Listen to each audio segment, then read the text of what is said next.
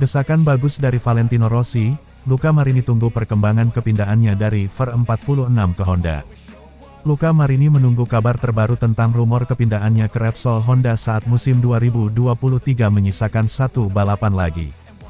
Marini dikabarkan semakin dekat untuk pindah dari VR46 ke Repsol Honda, menggantikan Marc Marquez yang pergi pada tahun 2024.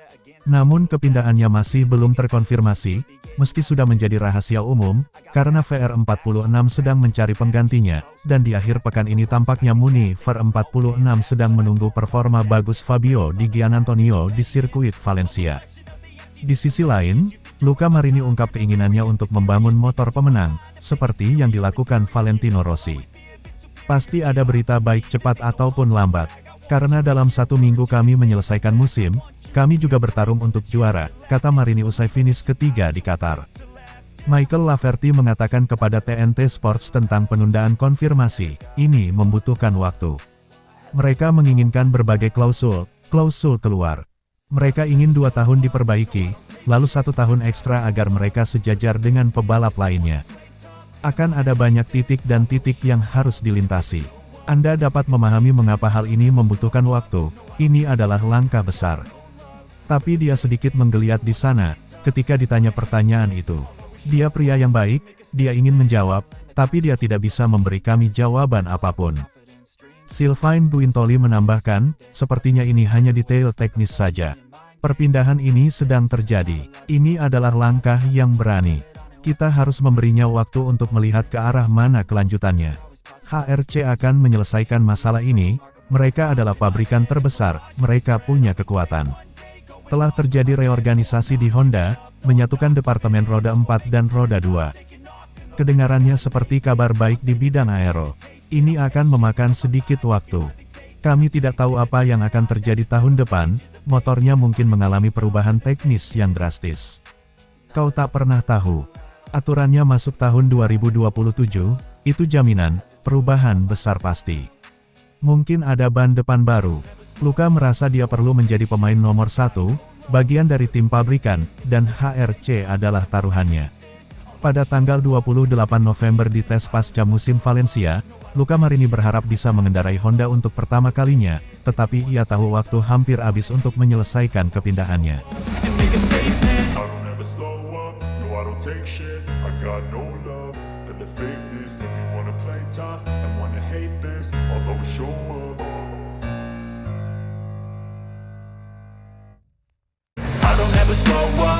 Direktur VR46 Racing Team Uchiho Salucci pernah mengeluarkan pernyataan tak akan pernah melirik Di Gia sebagai pengganti Luca Marini yang akan pindah ke Honda. Luca, mungkin tahun depan dia tidak bersama kami. Anda harus berbicara dengan Honda untuk mengetahui detail kontraknya, karena kami belum tahu level kontrak ini. Saya berbicara untuk tim saya dan untuk pengganti Luca, kami tidak mempertimbangkan Di Giannantonio. Kami ingin pembalap muda di motor kami, jelas sahabat Valentino Rossi itu. Uchiho menjelaskan tim sedang mencari pebalap dari Moto2 tanda merek dagang untuk menggantikan Luca Marini. Ketika Anda kehilangan pebalap seperti Marini di bulan November, itu sulit. Kami harus berdiskusi dan berbicara dengan tim yang berbeda. Pilihan kami bukan hanya Aldeguer, ada lebih banyak pebalap dan tim. Tony Arbolino adalah sebuah pilihan. Saya suka Tony, dia cepat dan dia orang Italia. Dia adalah nama lain, tapi dia bukan satu-satunya. Kita lihat saja dalam 4 hari ke depan. Saya kurang tidur dalam seminggu terakhir. Pablo bekerja sangat keras. Kami berusaha menyiapkan tim kami untuk bisa melakukan tes dengan kedua pembalap. Waktunya sangat ketat, kita lihat saja nanti. Tidak ada kedua pembalap di balapan, ujian adalah kemungkinan yang ekstrim. Tapi kamu tidak akan pernah tahu di dunia ini, tambah dia lagi. Di tengah penampilan Fabio Di Giannantonio yang apik, belum jelas nasib pebalap 25 tahun itu di MotoGP musim depan. Pemenang MotoGP Qatar itu akan kehilangan pekerjaannya pada tahun 2024, setelah Gresini Ducati memilih Marc Marquez. Manajer Fabio Di Giannantonio bersikeras pebalapnya masih bisa bersaing untuk mendapatkan kursi VR46 yang kosong. Ini menjadi kesempatan terakhir untuk bertahan di kelas utama. Fermin Aldeguer, talenta remaja Moto2, merupakan pilihan pertama VR46 untuk menggantikan Luca Marini, yang akan pindah ke Repsol Honda. Namun negosiasi dengan Aldeguer berjalan alot dan belum menghasilkan terobosan. Di sisi lain Luca Boscoscura, pemilik tim Moto2 Speedup, ingin mempertahankan Aldeguer. Pebalap muda Spanyol itu kabarnya mendapat tawaran untuk bergabung dengan Pramac Ducati pada 2025 jika dia bertahan di Moto2 untuk satu musim lagi. Negosiasi yang alot itu membuka pintu bagi Di Giannantonio. Saya akhirnya melihat titik terang, setelah periode yang cukup sulit, kata Diego Tavano selaku manajer Fabio Di Giannantonio. Penderitaan ini tidak mudah untuk dijalani. Saya pikir sesuatu bisa bergerak, kami melakukan obrolan pertama dengan VR46, saya optimis, tambah dia lagi. Performa Di Giannantonio meledak sejak dipastikan kehilangan kursi Gresini dari Marquez. Dia finish keempat di Indonesia lalu meraih podium pertama di Australia.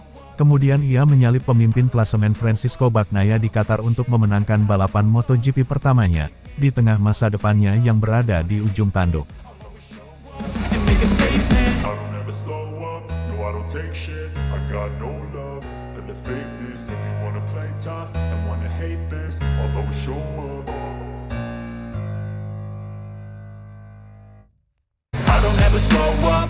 Diakui Valentino Rossi, pembalap juara Fabio Di Giannantonio bakal gabung skuad Valentino Rossi, kolaborasi di MotoGP 2024. Performa pembalap Italia semakin merajai MotoGP, Valentino Rossi dan manajer pribadi Fabio Di Giannantonio, Diego Tavano, menyatakan bahwa ia akhirnya melakukan kontak dengan skuad Valentino Rossi, Muni VR46 Racing Team, soal kans kolaborasi di MotoGP 2024.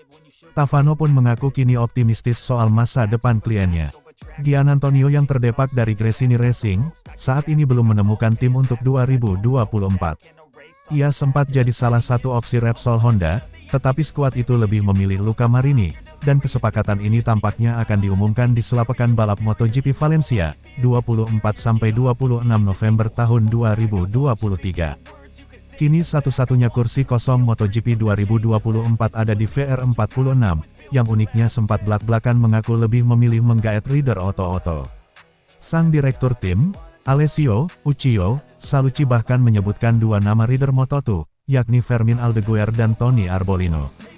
Namun, Arbolino sudah terikat kontrak baru dengan Elfmark VDS Racing.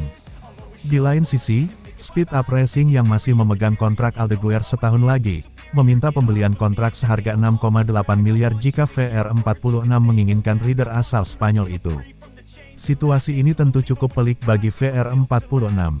Di sela kepelikan Valentino Rossi dengan tim balapnya VR46, Fabio Di Giannantonio seperti memberikan jawaban atas kegundahan VR46. Fabio Di Giannantonio malah tampil mentereng dalam beberapa balapan terakhir.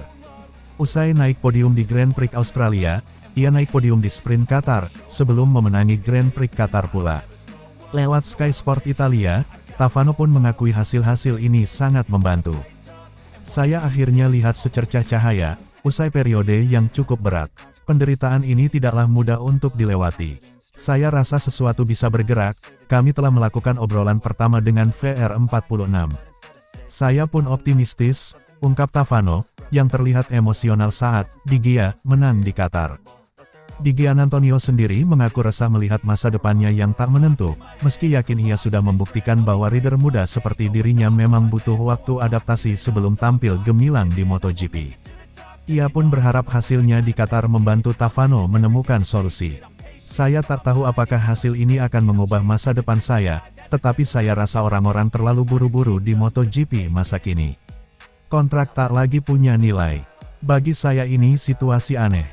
Saya harap kemenangan ini bisa membantu manajer saya, tutur Giannantonio. Tentu saya mendoakan rider lain punya karir panjang, tetapi saya juga bisa meraih hasil baik, agar lebih baik dari yang lain. Nyatanya, sayalah yang tak punya kursi sementara yang lain sudah tanda tangan sejak Mei. Sayangnya, saya korban efek domino yang diciptakan Mark, pungkasnya.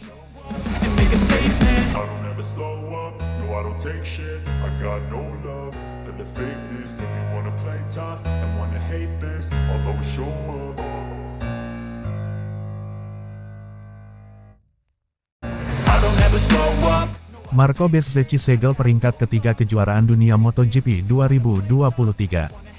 Pembalap Muni VR46 Racing Team Marco Bezzecchi mengamankan peringkat ketiga kejuaraan dunia MotoGP 2023. Saat ini, murid Valentino Rossi itu mengumpulkan total 326 poin. Angka ini terpaut 58 poin dari peringkat ketiga, Brad Binder, Red Bull KTM Factory Racing, yang memiliki 268 poin. Artinya, apapun hasil di seri terakhir di GP Valencia akhir pekan ini tidak akan mempengaruhi posisi Bezzecchi di klasemen pembalap. Bezzecchi tampil cukup menjanjikan di tahun keduanya di kelas primer, MotoGP. Dia merebut podium 3 di seri pembuka di Portugal, lalu menjuarai balapan utama di seri berikutnya di Argentina.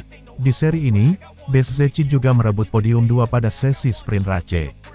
Podium pertama selanjutnya dia rebut di seri GP Prancis, lalu tampil sebagai runner-up di sprint Race di balapan kandang di Mugello, Italia. Di GP Belanda, Bezzecchi juga merebut double podium, peringkat pertama di sesi sprint Race dan podium 2 di main Race.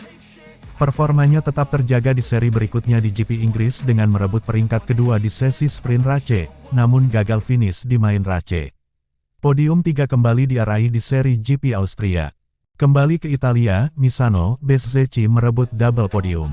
Peringkat kedua di sprint Race maupun di main Race. Podium pertama kembali dia rebut di GP India. Lalu peringkat ketiga di sprint Race di sirkuit Mandalika, GP Indonesia. Bezzecchi masih memungkinkan untuk menambah jumlah kemenangannya musim ini jika mampu mengungguli lawan-lawannya di seri terakhir di Valencia, Spanyol, akhir pekan ini.